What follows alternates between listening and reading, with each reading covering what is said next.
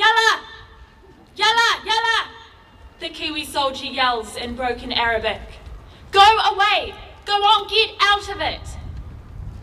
But the crowd doesn't listen and continues to descend upon the waiting train. The soldier is left with no choice. He raises his rifle, and bang! A shot fires off into the air, scattering the crowd of Egyptians into the desert. Quickly, more soldiers move in, shutting off the train's valves, from which water is pouring onto the ground. Fresh, clean water that the crowd is desperate for, even just a drop. The soldiers look at them with sympathy, indeed with empathy. But this is war, and as much as the soldiers wish they could spare it, this water is destined for the British 8th Army, an army not just of Britons, but of South Africans, Australians, Indians, and New Zealanders, far from home, far from loved ones, valiantly fighting for freedom in the North African desert.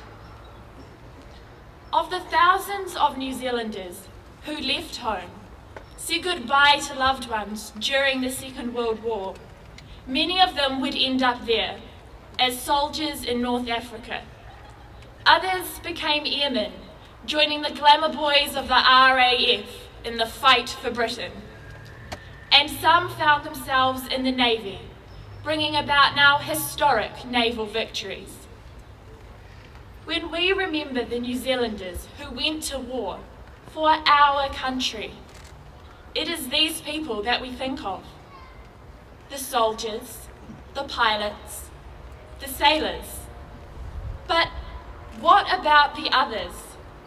The non-combatants, the ones who also left home, said goodbye to loved ones, the ones that for some reason we often overlook in the rush to remember our other Kiwi heroes. The ones like the doctors and medics, the chaplains, the ones like the men of the New Zealand Railway Battalion.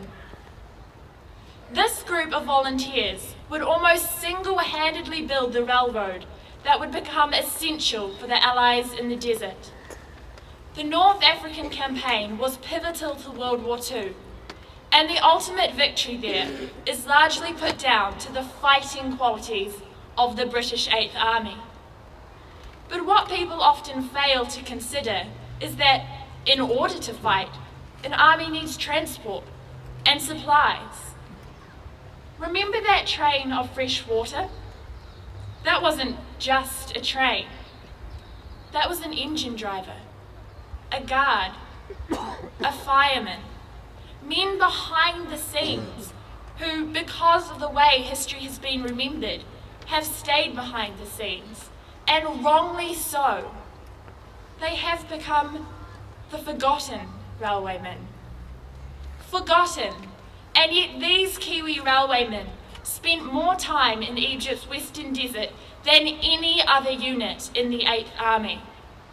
It was their efforts that meant the fighting soldiers had a supply line, and a lifeline to retreat back on when that desert fox Rommel showed his teeth. But it was the strategic value of this railroad that meant the Kiwi railwaymen were in immense danger. The Germans were determined to cut off the Allied supply lines, and there was no better target than the New Zealanders and their trains. Large, noisy and hot, the locomotives provided German pilots with the perfect opportunity for surprise attacks, and train crews wouldn't know what was happening until bullets and cannon shells were already striking home. And of course, on a moving train, there were no slit trenches for the railwaymen to dive into, nowhere to hide, no way to escape. In July 1941, Corporal Bert Padley of Kaikohe would find this out all too personally. He was the engine driver on a transport train, taking weary troops for some well-deserved leave, when suddenly 7 German aircraft came swooping down out of the sun. They opened fire, targeting the engine, and Pedley was hit. Not once, not twice, but 5 times. And there was more danger yet. A steep downhill grade lay ahead, and if the brakes weren't applied, the train would crash, killing hundreds, on a journey that was supposed to take them to safety. But incredibly, Pedley hadn't succumbed to his wounds.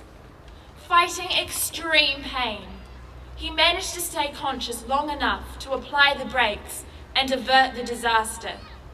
He survived and was awarded the military medal because, under fire and at risk of severe burns from rupturing pipes, his actions were truly gallant. A hero by anyone's standards. Someone who exemplified the bravery and determination of all men of the Railway Battalion. I am proud to say that my own great-grandfather, Charles Marama Thomas of Picton, was one of these men.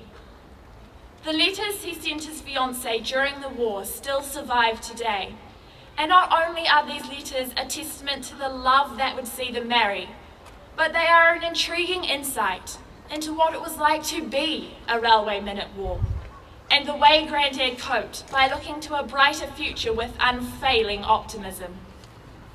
Sadly, there is little other material to give us such insights, contemporary or historical. In one of the few volumes that does exist, The Desert Railway by Brendan Judd, a group of veteran railwaymen expressed themselves in this line of poetry. I'd like to think that I have paid with something fine my debt to God for my life divine. Indeed, all New Zealanders who have ever been to war have paid with something fine. Many paid with their lives, or at least had their lives altered forever, so that we can be here today in celebration of them, in celebration of the freedom their toil has brought us. Freedom to seek to repay our debt to them for our own life divine. They sacrificed so much. The very least we can do is remember. Let the forgotten railwaymen be forgotten no more. Thank you.